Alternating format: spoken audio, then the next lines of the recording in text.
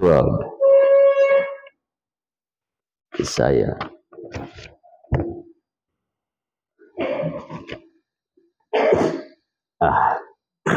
Yan na, sinisipon ko. Isaiah chapter 2, verse number 12. Pag nakita na, maaaring tumayo, tayo po yung basa ng salita ng Diyos.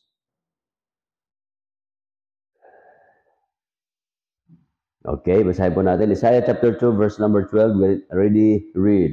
For the day of the Lord of hosts shall be upon everyone that is proud and lofty, and everyone that is lifted up, he shall be brought low. Tayo po ay manalangin. Heavenly Father, we thank you so much for the reading of your words this morning. I pray, dear Father, that you are going to bless us, encourage us through your words. And I pray also yung salita po ninyo ay manahan sa puso't isipan ng bawat isa sa amin. Mga patiran po namin who are on their way, going to this place, guide them and they can come and join the services this morning. Lahat na ito aking dadalangin, pinapasalamatan. Sa madami sa pangalan ni Kristo, so sa amin Diyos obligas. Amen. Okay, please be seated. So we are going to discuss this morning about the Great Tribulation. Okay? So pag sinabi nating tribulation, sa Tagalog niyan, kapighatian. Ang mga tawag po nito, yung binasa natin kanina, sabi diyan, for the day of the Lord. So tinawag ito, yung Great Tribulation, tinawag ito na araw ng Diyos, the day of the Lord. Okay? Isa yan sa mga tawag or names ng Great Tribulation. Kasi ang Great Tribulation, mangyayari po yan, ang kwento niyan, tayo ay nasa church age, at dahil nasa church age tayo, we are waiting for the second coming of our Lord Jesus Christ and also the rapture. So pag rapture niyan, kukunin po tayo po ay nandoon sa alapaap, dadalhin tayo sa kalangitan. Yung lahat ng mga mananampalataya, lahat ng anak ng Panginoon, dadalhin po doon sa kalangitan. Yung doon sa kalangitan, yung po yung tinatawag na judgment seat of Christ. It's 7 years or Bema. Pero dito naman sa lupa, ang tawag po niyan is the Great Tribulation. Okay? So, isa po dyan ay makita po natin sa Isaiah chapter 13. Isaiah chapter 13. Basahin po natin yung mga verses na yan. 13 verse number 6. Ito po sabi, Hurry, for the day of the Lord is at hand. So malapit na darating yung araw ng Diyos. It shall come as a destruction from the Almighty. So ito pala ay destruction. Kaya ang Great Tribulation, it speaks about destruction, sisirain. Mayroong pagkasira na hindi pa nakita ng tao, hindi pa naranasan ng tao, hindi pa nasubukan ng tao, hindi pa nakita ng tao sa tanang buhay niya. Sa mundong ito, we have volcanic eruption. Kaya sa 6.8 yata yung sa Mindanao area, makita ninyo yung mga building nag-collapse, pinaghirapan ng tao yung kanyang bahay, bumili ng sakyan, in one moment, di ba? Yan ay gumuho. So yung yung pinagmalaki mo na investment, bigla na lang mawawala. Okay? So yun po yan. Kaya ang tawag po dito, destruction. Kaya yung day of the Lord, the destructive day of the Lord. Ito yung magsisira ang Diyos. Kasi itong mundo na ito is God's creation, nilikha ng Diyos.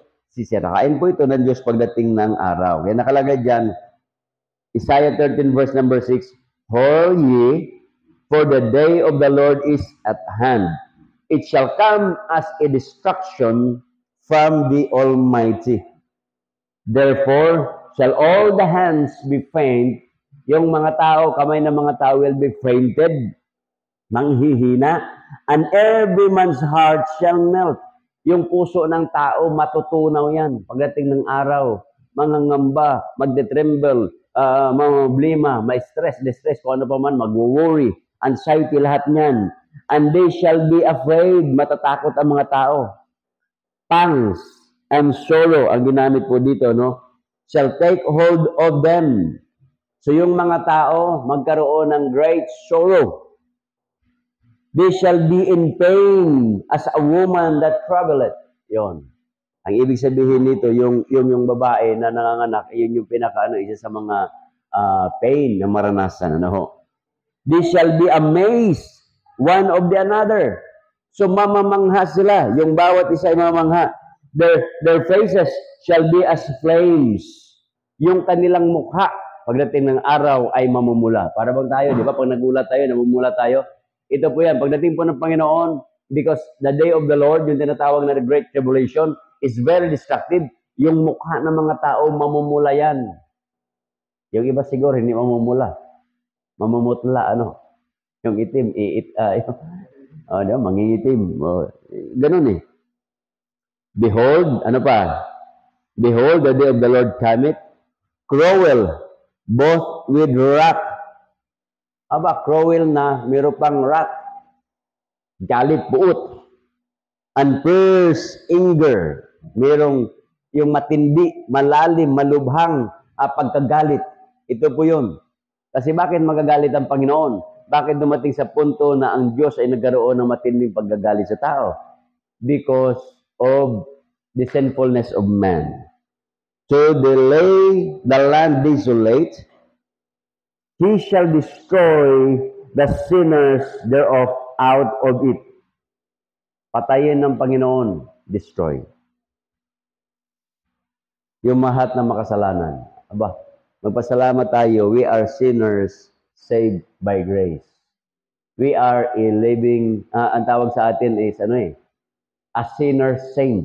Oh. Tayo yung mga makasalanang santo. Okay rin yun, Kaysa yung a sinner who is lost. Okay? Kaya, yun po yan. For the stars of heaven, yung mga bituin sa kalangitan, and the constellation. Isipin nyo, constellation, binanggit po dito. Alam naman natin yung constellation, napakalaking star yan. So, ibig sabihin, wala pa man yung teleskopyo nung araw, hindi pa na-imbento yung teleskopyo, that was 4,000 years ago, almost 4,000 years ago, hindi pa na-discover ng tao yung teleskopyo, ngunit may pagkaalam na yung propeta Isaiah na mayroong malaking bituin dyan ng pangalan ay constellation. Sino ang bumulong sa kanya? Wala pa naman yung mga matitindi na na mga scientists natin. Okay? Pero yun ay sa magitan ng anghel ng Diyos o ng Diyos mismo, nalaman niya yung tinatawag na constellation thereof shall not give their light. Isipin mo, yung mga bituin na yan, hindi na po yan magbibigay ng liwanag. The sun shall be darkened in its going forth. Yung araw, pagdating ng araw, 1/3 niyan, hindi na po yan sisikat. Ngayon, tinitingnan natin, ano bang connotation? Pag yung araw niyan, 1/3 ng araw, hindi na sisikat, anong merong apekto sa tao? Sobrang init. Nakuha niyo yun? Sobrang init. Di ba yung flashlight? Pagka inon mo yan at hindi naka-focus, yan ay sabog. Di ba? Pero pag unti-unti mo siyang i-focus, maliit yung kanyang yung ilaw, kaso lang maliwanag. So ito, yung araw, sabog siya, pero pagka hindi na sumikat yung 1/3 yan, matinding init ang mangyayari. Okay? Ano pa? The moon shall not cause her light to shine. Hindi na sisikat yung buwan. Isipin nyo yan. Mga bituin, hindi na sisikat. Ang buwan, hindi na sisikat. Ngayon, meron tayong full moon, new moon, half moon, quarter moon. Pagdating, no moon. Di ba? No moon. Blood moon, meron pang blood moon eh. Ano pa? I will, sabi ng Diyos, punish the world for their evil. Paparusahan ng Diyos ang mundo dahil sa kasalanan ng mundo. And the wicked for their iniquity. And I will cause the arrogancy of the proud to cease. Kaya kung tayo ay masyadong ma-proud, magtigil-tigil na tayo. And I will lay low the haughtiness of the terrible. Yun po yan. Ano pa? Verse 13, therefore I will shake the heavens. Isipin mo, mayayanig yung kalangitan. Kailan ba mayayanig ang kalangitan? Kailan? Yung sobrang lindol, pwedeng mayanig yung yung kalangitan, ano? Pero may mga paliwanag dito na mayroong isang malaking meteor o planet mag-collide sa mundo, mayayanig para magkaroon ng tinatawag na Big Bang collision. Okay? Kung dalawang bula magsalpukan, abay yun po yung mangyayari sa kanila. Ito po yan, sabi dito, I will shake the heavens and the earth shall remove out of her place. Isipin mo itong mundo na ito shall be removed out of her place. So dito, pinag-aralan ito ng mga scientists, mga astronomers, gaano ba katindi yung impact? Di ba, meron tayong mga pelikula, yung mga deep impact. Mga gano'n, di ba? Nung araw, pinapanood natin yan. So, merong, ano yata yun eh, year 2017, pinalabas nila yun eh. Oh. Ano pa? So, the earth shall be removed out of her place. Ibig sabihin, yung mundo, nag-o-orbit po yan, meron po siyang tinatawag na highway across the universe or highway across the empty space. Yung rotation niya, ginagalawan niya, para bang ganito. Akala niya yung kalangitan na yan, open space yan. Hindi. Open space pag tiningnan mo. Pero hindi po pwedeng pag-aeroplano ka kung saan-saan ka lumipad. Hindi po pwede yun. Kasi meron tinatawag na highway across the sky. Ganon din sa dagat, highway across the sea. Hindi po pwede dahil dagat yan, diretso ka na lang. Hindi po. May mga area na talagang mababaw pero hinihigop ka. Merong area na mababaw, malakas ang current. Meron namang area na malalim, panatag naman yung yung karagatan. Kaya nga nauso yung term na Bermuda Triangle, okay? So bawal daw daanan diyan pati mga sasakyan panghimpapawid. Okay. Ano ba? In the wrath of the Lord of hosts, and in the day, tinawag itong the day of His first anger. Matinding galit ng Diyos. Ito po yan. And it shall be as the chase row, as the ship that no man take it up. This shall every man turn to his own place, and flee everyone into his own land. Everyone that is found shall be crushed through, and everyone that is joined unto them shall fall by the sword. Their children also shall be dashed to pieces before their eyes. Their houses shall be spoiled, and their wives ravished. Grabe yun, ano? So ito lang yung parang tinatawag na prelude. Makikita natin. Prelude, ika nga forerunner sa panginaharap. Okay? Na mangyayari.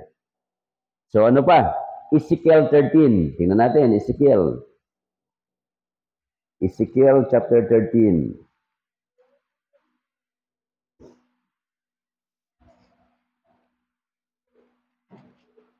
Ezekiel 13, verse number 5. Ang sabi po dyan, you have not gone up into the gaps, neither made the hedge of the house of Israel to stand in the battle in the day of the Lord. They have seen vanity and lying divination, saying, thus saith the Lord, and the Lord hath not sent them. So ito yung word dyan na in the day of the Lord. Okay? Sige po. Ano pa? Another one. Ang tawag sa Great Tribulation, hindi lang the day of the Lord, the day of God's vengeance. Ito po yung vengeance. Ano sa Tagalog ng vengeance? Gigante. O ba? Maghihiganti ang Panginoon. Nako, delikado ito. Pagdating ng araw, di ba? Para yung mga tao, sabi ng tao, balang araw, maghihiganti ako sa iyo. Diba? Okay, di ba? Balang araw, maghihiganti ako sa iyo. Englishin mo, Brad. Bullet day, I will giant you. Balang araw, bullet day, maghihiganti ako sa iyo. I will giant you. Ayos yun. Okay, 34. Verse number 8. Isaiah 34, verse number 8. Ganito po ang wika ng Banalang Kasulatan. For it is the day of the Lord's vengeance. Vengeance, maghihiganti ang Diyos. And the year of recompense for the controversy of Zion. And the streams thereof shall be turned into pitch, and the dust thereof into brimstone. Isipin nyo yung mga dust, magiging brimstone yun, brimstone. And the land of thereof shall become burning pitch. Isipin mo, mag-aapoy yung yung lupain. Nakita na ba kayo ng highway? Nung araw, pag kayo ay yung bago pa yung tinatawag na yung Pampanga, yung pinatubo. After ng pinatubo, alam nyo, may camp doon sa Zambales. Grabe. Wala ka makitang puno, puro puro buhangin. Pagkatapos pagkahumangin, yung sandstorm na sinasabi nila sa disyerto na makikita natin, ganun. Kaya kami, mga lalaki, nakatalukbong kami. Kasi masakit sa mata yung alikabok. So para kaming mga babae din. Kaya nga pala sa Middle East, nakatalukbong kahit yung mga lalaki. Kasi nga pag dumating yung ganun, ang sakit pala noon. Okay? Ano pa? Verse number 10. It shall not be quenched night nor day. The smoke thereof shall go up forever and ever. Matindi po itong apoy na ito. From generation to generation, it shall lie waste. None shall pass through it forever and ever. Antindi, Kaya, ganun po ang mangyayari.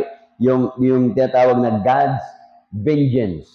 So, yung Great Tribulation, yun yung paghiganti ng Diyos. Another one, natawag sa Great Tribulation, the time of Jacob's trouble in Jeremiah chapter 30, verse number 7. Tinawag din ito, the time of trouble such as never was. Ito yung hindi pa nakikita ng tao. Sa tanang buhay niya, hindi pa niya nakikita. Tingnan natin. Daniel chapter 12, verse number 1. And at the time shall Michael stand up, the great prince which standeth for the children of thy people, and there shall be a time of trouble, such as never was, since there was a nation even to that same time. And the time thy people shall be delivered, everyone that shall not be found written in the book, or written in the book. Ito, matindi ito. Ito yung panahon na kung saan hindi pa nakita ng tao, hindi pa naranasan ng tao. Ang tao nakaranas ng lindol, nakaranas ng baha, nakaranas ng bagyo, nakaranas ng problema. Pero ito yung panahon na masubukan ng tao. Yung minsan binibiro ko, di ba? Ano kaya mangyayari sa Pilipinas kung lahat ng bulkan sabay-sabay pumutok? Siguro ang saya, Pumutok yung pinatubo sa Pampanga, tapos pumutok yung Taal Volcano sa taas sa, di ba? Batangas. Pagkatapos pumutok yung Mayon, pagkatapos pumutok yung Canlaon sa Negros, pumutok yung Mount Cabulusan ng Sorsogon, pumutok yung Camiguin, di ba? Yung mga kilalang mga bulkan, tapos magsasabay-sabayan. Pagkatapos noon, pagkaputok noon, ang sunod noon, matinding hangin. Yung hangin, siguro sabihin mo, yung pako lumilipad. Sabihin natin 380 kilometers per hour. Ganon ang lipad ng eroplano. Kasi ang speed ng eroplano, kinakailangan abutin niya yung Kasi kung 100, parang kotse lang yun. Yung 180, parang sasakyan niyang gumagawing giwang. Yung mga racer, umaabot siya ng 220 kilometers per hour . So para maabot niya na umangat siya sa himpapawid, kinakailangan tatakbo siya ng mga 350 kilometers per hour. para siya maka-take off. Oh. Aangat siya. So, ganun po yan. Kaya yung makina, ihataw nila yan pag maiksi lang yung runway para maabot nila yon. Ganun po yan. Di ba? Yung mga sakyan sa, sa mga barko. Yun, bibilisan nila yon. Ihataw nila para maabot nila kagad yung paglipad. Isipin mo kung meron kang bagyo na ganun, 350 kilometers per hour, baka yung pako lilipad yan. Oh. Baka itong building na ito, lilipad na ito. Tatangalin ito. Naranasan namin yan doon sa sa Bagyo sa Surigao nung araw, 1986. 86 mo yun, Pader? Yung Bagyo Surigao, 86, 84. Nitang. 3,000 yung patay. Dagat. Simitay Dalwebe. Yung bagyong Nitang. Litang. 30 ano yun eh? 1984? 1984 yata yun. Isipin mo, yung mga bahay doon, kasi yari sa mga light materials, ang matitira na lang, yung poste. Wala na yung yerong bubong, wala na yung tinatawag na mga sahig, wala na yung mga bintana. Grabe. Tanggal. Dilipad yan. Ang masaklap, yung simbahan doon na medyo malayo sa amin, siguro mula rito hanggang doon sa sabihin natin sa kabila, dito, sa kabilang kalsada, lumipad sa harap ng bahay namin, buo, yung second floor.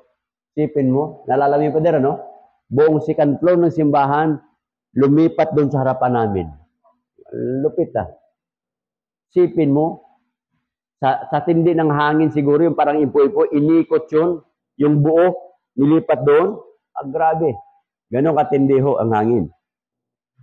So ano kaya mangyayari yan? Kaya yun po yan mga baded. Yun yung tinatawag na mga sakuna na hindi pa naranasan ng tao. Kaya nakalagay dyan, such as never was since there was a nation. Okay? Another one. The time of an end. Verse number 9. Ang sabi dyan,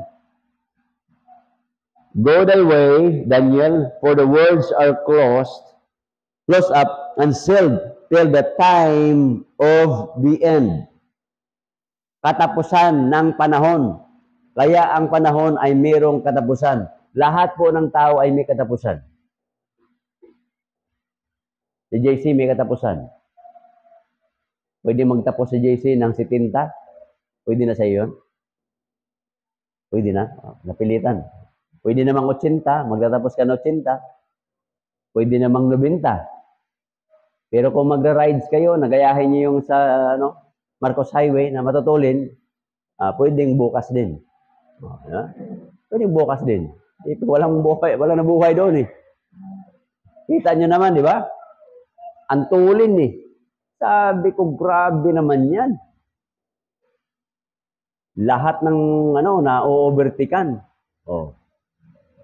Kaya pag bumangga ka talaga doon, hindi ka mabubuhay. Kaya ganon. Ang nabubuhay lang sa gano'n na maiksi na, si James Bond lang. Ganabangga na gano'n. Si James Bond lang eh. Kung buhay pa si Fernando po, baka si Fernando po ang nabuhay noon. Kaya si Lito Lapid. Kaso lang hindi. Kaya mag-iingat kayo. Kahapon, ayan, daming dyan. Tapos na yung mag-jogging kasi pinajogging yung mga bata. Dyan lang. Sa may bayanihan, ayun. Kaya matraffic na umaga kasi may banggaan motor sa motor. Kaya mag-iingat kayo Ngayong umaga, ang bilis ko na. May overtake sa akin, motor, tulin. Sabi ko, kung ako nga mabilis na nakasakay ako, how much more yun? Walang ka-helmet-helmet. Sabi ko, ang kalaban niyan, simple lang. Kunting bato lang. Ako nga nung araw, nadulas nga ako eh. Alam niyo saan ako nadulas? Sa bayabas. Bayabas. Yung hinog na bayabas. Nandoon ako sa Pililya, Bugarin. Sa taas, sa bundok. Panahon ng tagbayabas. Alam mo yung kilo ng bayabas nung araw? 10 piso. Bumili ako ng bayabas. Malalaki ng bayabas eh. Ngayon, merong hinog na hinog. Pag ganun ko, siyempre hinog na, di ba? Merong uod na sa loob. Di, tinapon ko. Eh, yung kalsada ay pa ganun, pa slope. Nandoon siya ngayon sa kalsada. Nung ako'y paalis na, sabi ko, subukan kong sagasaan yung, tawag doon, sagasaan ko yung bayabas. Ayun, nadali ako sa bayabas. Slide eh. Sinagasaan ko yung bayabas, nag-slide ako. Sipin mo yan. Yung kagagawan ko, ako rin yung biktima. Yung kaya mag-iingat kayo. Diyan sa nung ginagawa yung junction, ang dami kong nakikita diyan na motor. Kasi may graba, may buhangin. Yung bang mabilis, pagkatapos yung preno ng bigla, ayun, mag-i-slide na yun. Okay, kaya mag-iingat ha. So ano pa? The end of the world, tinawag po ito na katapusan ng mundo in Matthew chapter 13, verse number 40 and 49.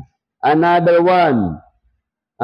Yun po yung mga tawag, ulitin ko, ang tawag po ng Great Tribulation, the day of the Lord, the day of God's vengeance, the time of Jacob's trouble, the time of trouble such as never was, the time of the end, and the end of the world.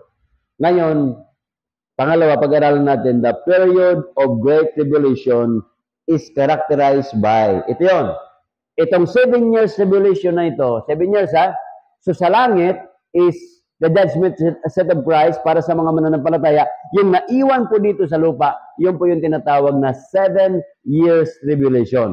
Anong meron sa 7 years tribulation? Unbelievable bloody wars. Yung gira. Ngayon, may gira dyan. Middle East. Israel. Ayaw magpatinag ng Israel. Kasi ang Israel, pagka may gira dyan, nagpapalawak siya ng teritoryo niya. Ganon po yan. Kaya, tinutuluyan ng Israel. Kasi siyempre, gumastos na kami. Isipin mo yung missile pinapalipad mo kung magkano yan. Hindi man piso yan.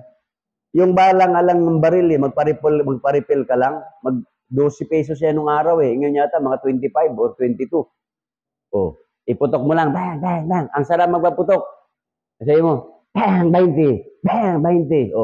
Dalawang putok mo, 1 kilong bigas na. Wala ka naman tinamaan. Tapos yung iba, baka magasin pang gamit. Tak. 1 kilo, 1 kilo, 1 kilo, 1 kilo. Wag grabing kilo yun. Sipin mo yan.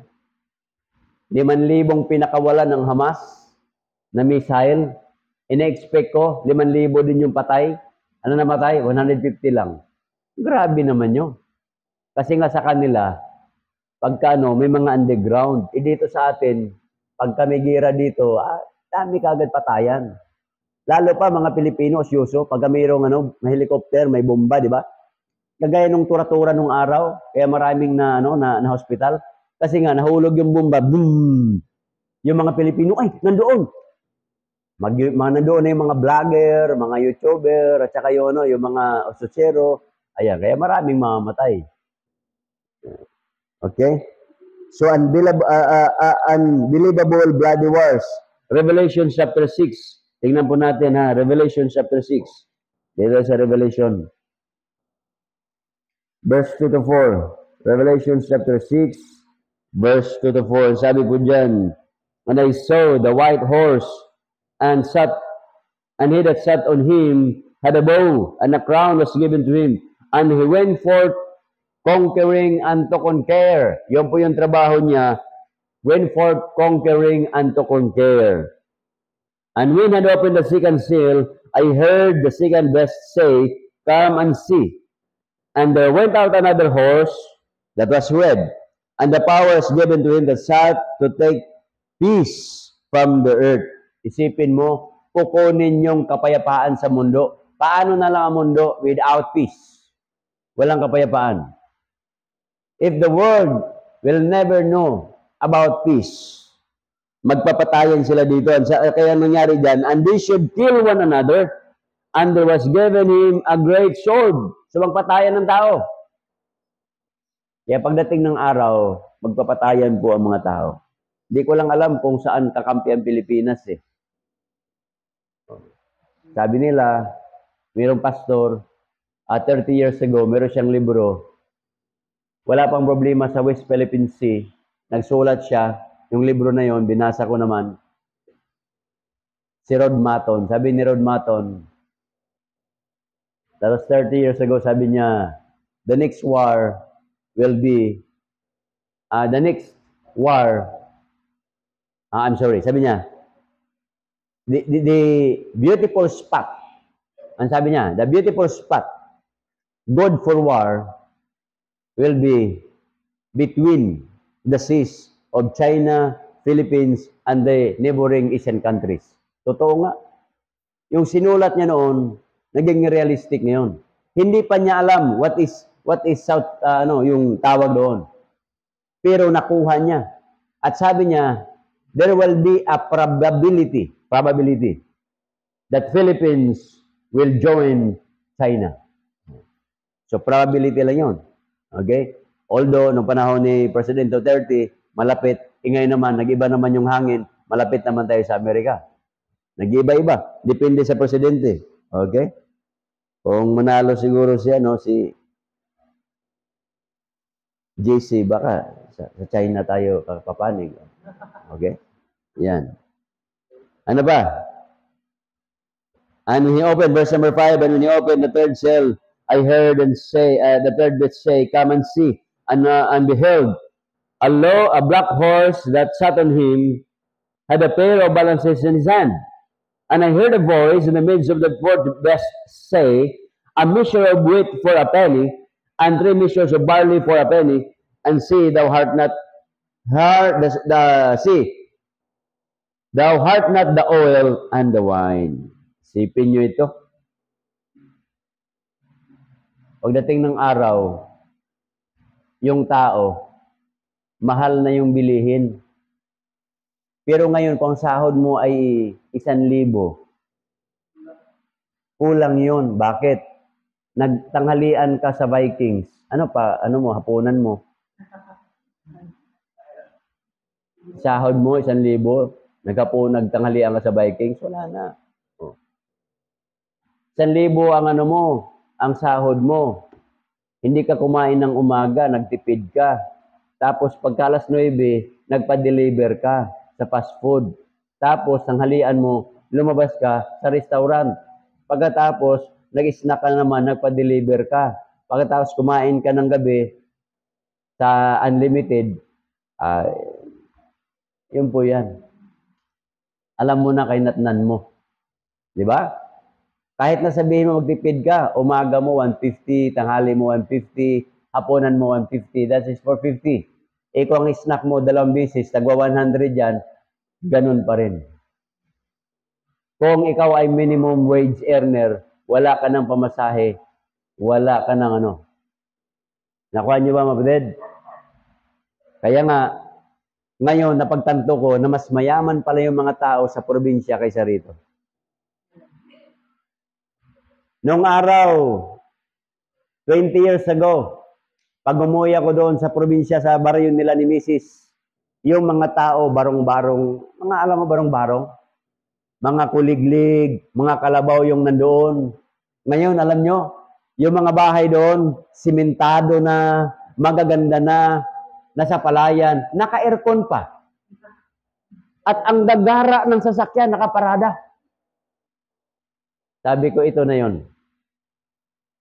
Bakit? Malawak ang lupain nila, malawak ang bahay nila, wala silang kagastos-gastos pagdating sa ulam. Bakit? Pagka umaga, pupulot lang ng itlog sa tabi-tabi. Nakuha niyo ba yun? Pupulot lang.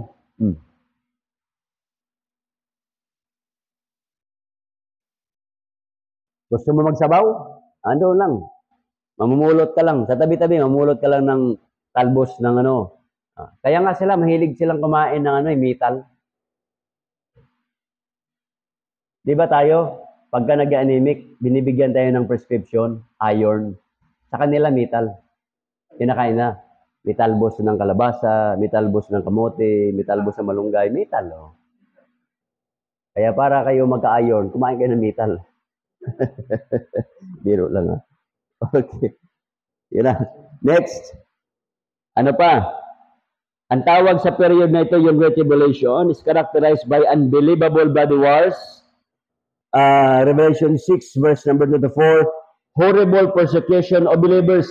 Papatayin po tayo.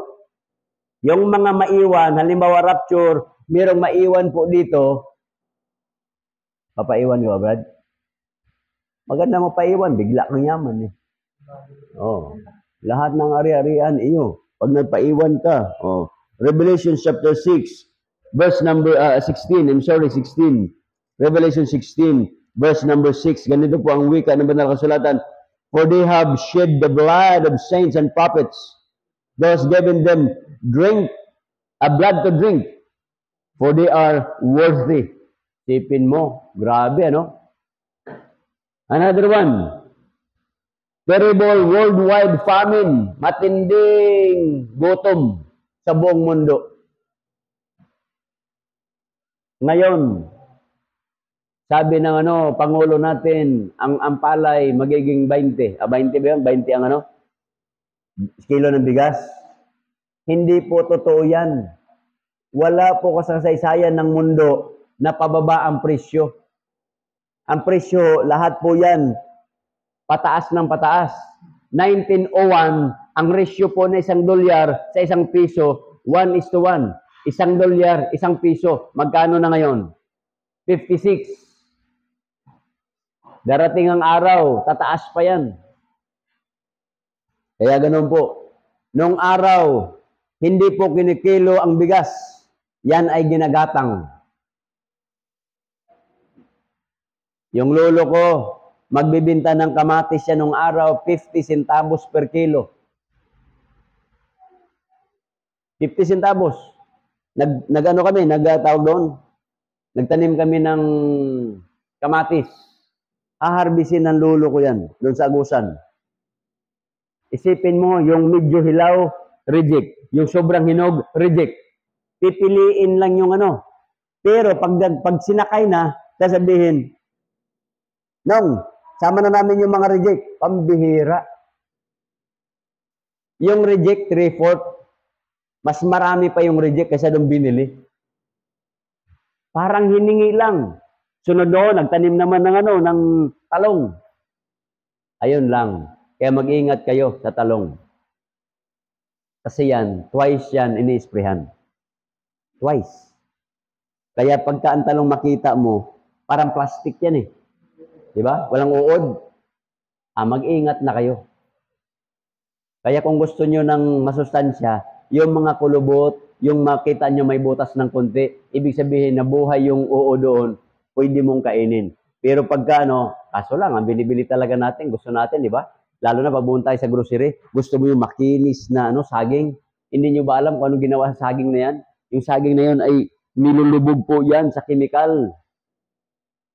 Para i-bleach po yan. Parang damit yan na puti, na mayroong mancha, yung na kailangan mong ilubog yan, susundukin mo yan, para mawala yung mancha. Ganon din po ginawa.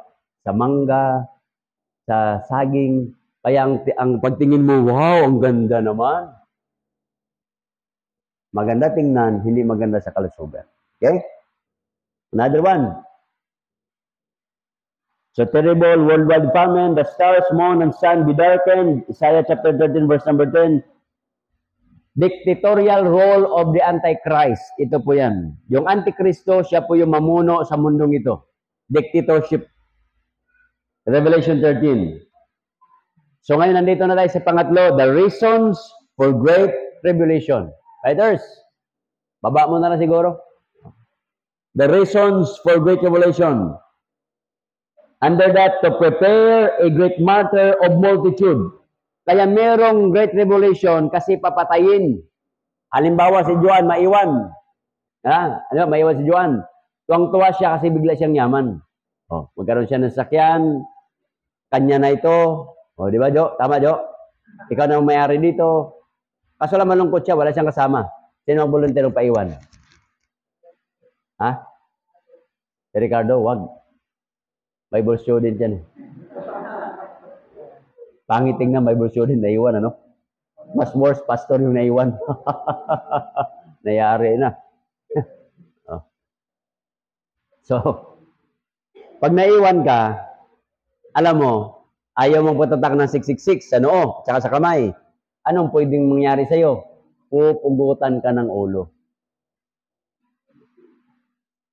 Nakita na ng Antichrist na madali lang pala itatatak yung 666 at saka, sa kanang kamay at saka sa noo. Bakit? Napakadali lang yung tinatawag na vaccination. Madali lang. Halos buong mundo na bakunahan. Just a period of 3 years. Nakuha niyo, kapatid? Billion siya na pinusapan natin. Pag nag-rapture, halimbawa, sabihin natin 8 billion ang tao dito. Pag nag-rapture yan, sabihin natin 10% ng total population. Kaso lang, ang Kristiyano lang kasi sa mundo is nasa lang 2.5 billion. So sabihin mo, kalahating billion o 1 billion na lang.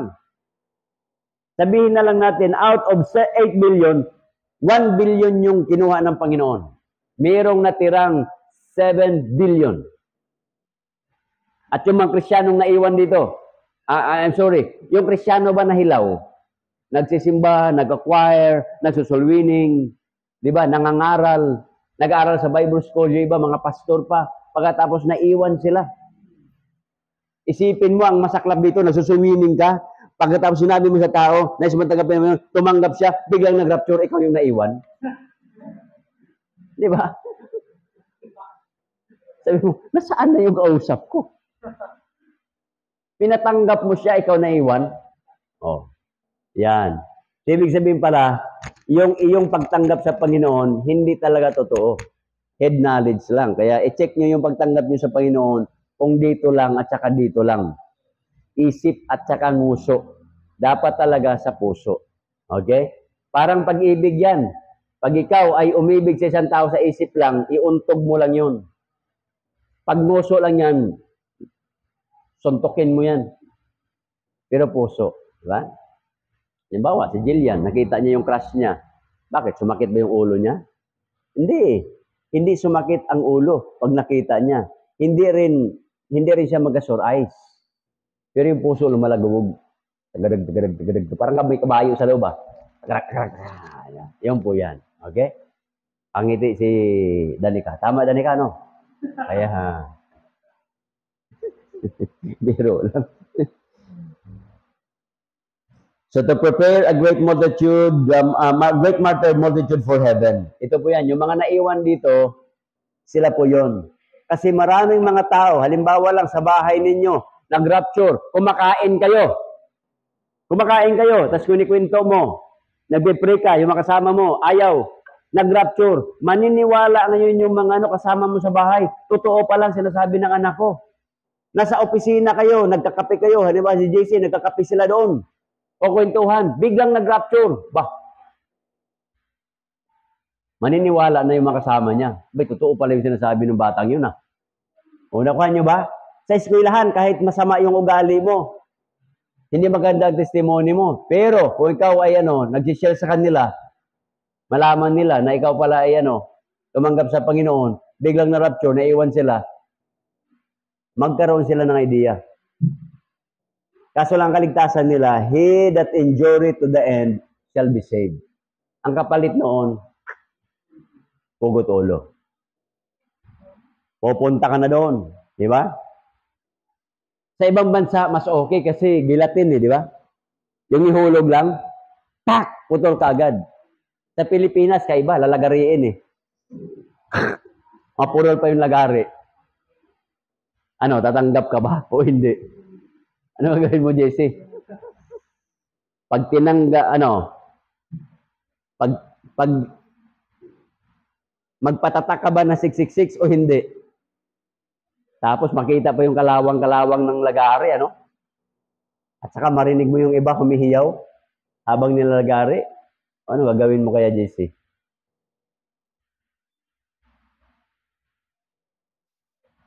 Alam nyo, para mabilis ang buhay ninyo, pag ganon, mangagaw na kayo ng baril. Doon. Agaw. Kaya kita mo yung mga, alam nilang, yung mga sinasabing nangagaw, kasi narinig yun ng mga, ng mga bilanggo Salvage na natin to. Kaya ang gagawin nila, mag-attempt na sila. Kaysa naman bigla na lang silang mawala, mag-attempt yan.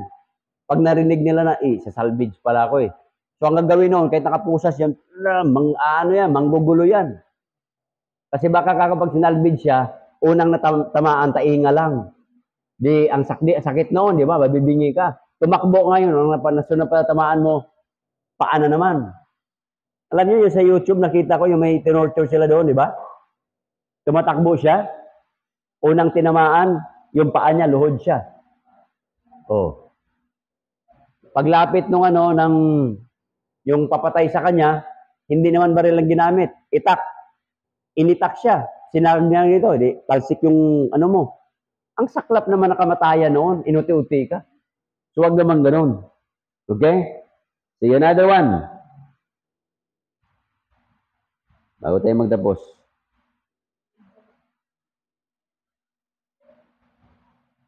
To prepare the living multitude for the millennium. Yung mga natira, yun yung, ang matira na lang sa mundo, sa loob ng tribulation, Great Tribulation period, alam nyo ang matira na lang dyan?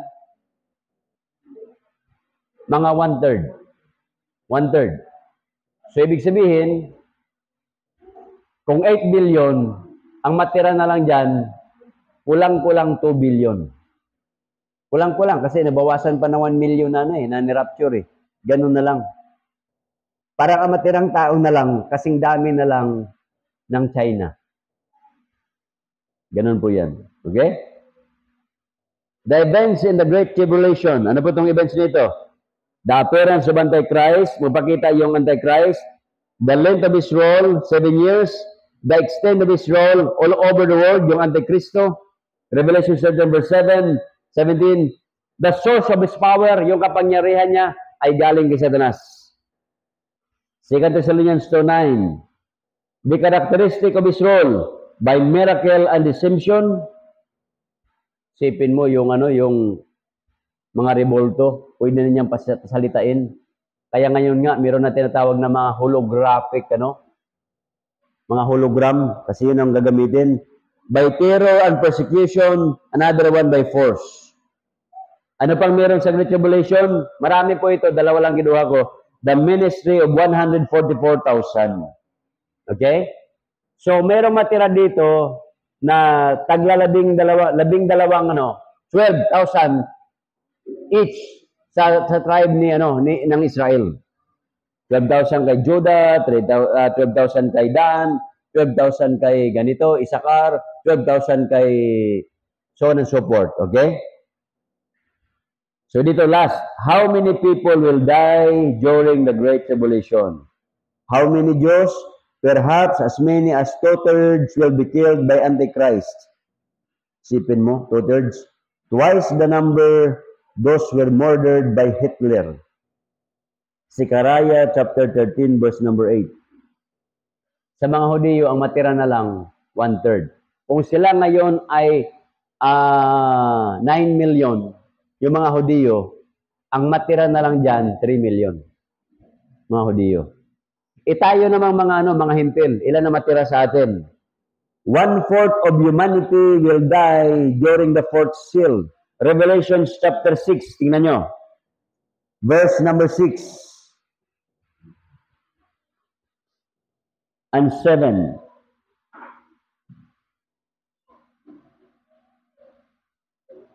O, 8 na lang, verse 8.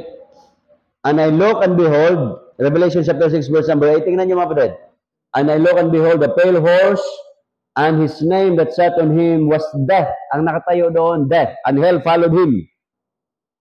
And powers given unto them over the fourth part of the earth. 1/4.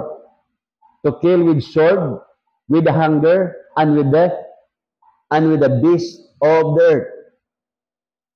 Sipin mo, 1/4 patay.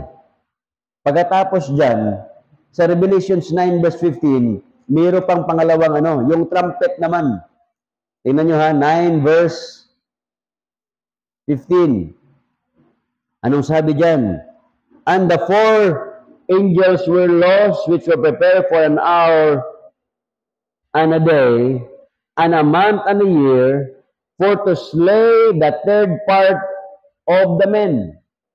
Yung natira, tingnan nyo 1/4 na yung namatay, so yung natira doon, papatay naman. 1/3. Pambihira yan, dami. Ganon po mga kapatid. Ngayon, revelation yan. Revelation yan. Ito, yung mga aral na ito, kwentong ito, sa iba akala nila hallucination. Pero hindi po mga kapatid eh. That is reality. Totoo yan. Hindi po ito mapapakinggan nyo sa ibang simbahan. Ayaw nilang itapig ito eh. Hindi, lalo na hindi mo ito maparirinig sa mga politiko. Never. Wala namang mangampanya. Pag ako ang manalo, lalong sasama ang barangay natin. Walang ganun eh. Lalong magkalitsi-litsi ang buhay ninyo. Walang ganun eh. Lahat yan, mangangako yan na maganda. Di ba mga politics? Flowery words. Yung lubak ninyo, simintuhin po natin. Yung bundok po, gagawin po nating patag yan. Yung ilog, para hindi bumaha, tambakan po natin. Grabe, ano? Tatambakan natin. Yan naman ginagawa eh. Yung MOA, dagat naman yung araw yan eh. Alam nyo ba ang dagat kung nasaan ang baybayin ng araw? Yung Intramuros po. Yun po yung totoong dagat ng araw. Saan ang dagat ngayon? Wala eh, tinambakan, ginawang Lunita Park. Kinuha na naman, ginawang Oceana. Oceana ba yun? Yung ano doon? Oh. Sunod doon, gagawin naman ng mga kainan yan. Kaya palalim ng palalim, palayo ng palayo. Yung dagat. So yun po yan mga kapatid, okay? Kaya harinawa, pagdating po ng yung tinatawag na Great Tribulation period, handa po ang bawat isa sa atin. Lalo na sa rapture ha, pag nag-rapture. Kaya dapat, bawat isa sa atin, totoo yung ating relasyon sa Diyos. Okay? Baka mayroong tanong. Magano muna tayo ng tanongan time. Sige po, baka may tanong kayo. Konting tanong. May tanong po ba? Gusto magtanong? Kung gusto magpaiwan, rapture. So wala, tayo po ay mag-pray at sama natin sa Sunday School offering natin. Brother Jesse.